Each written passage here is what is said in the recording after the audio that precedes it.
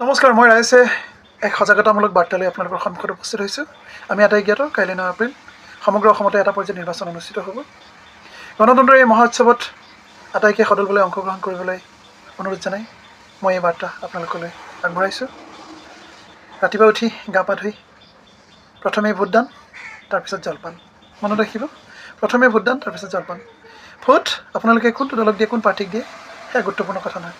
গুৰুত্বপূৰ্ণ কথাটো হ'ল নাগৰিক কৰ্তব্য পালনৰ জৰিয়তে এই ভোটদান প্ৰক্ৰিয়াত অংশগ্ৰহণ কৰি 100% ভোটদান প্ৰদানৰ জৰিয়তে গণতন্ত্ৰৰ এই মহোৎসৱক সফল কৰি তোলা। সেয়াই হ'ল ইয়াৰ মূল সাৰাংশ। সকলোৱে হয়তো মোৰ এই কথাৰ গুৰুত্ব উপলব্ধি কৰিব পাৰিছে। সেয়ে আগ্ৰহ মোৰ কাইলৈৰ প্ৰভাতত সকলোৱে নিজ নিজ ভোট প্ৰদানৰ জৰিয়তে 100% ভোটদান অনুষ্ঠিত কৰক। সেই বাৰ্তাৰে সৈতে মই ৰাজেশ। ভাৰত মাতা কি জয়, বন্দে মাতৰম, জয় অসম।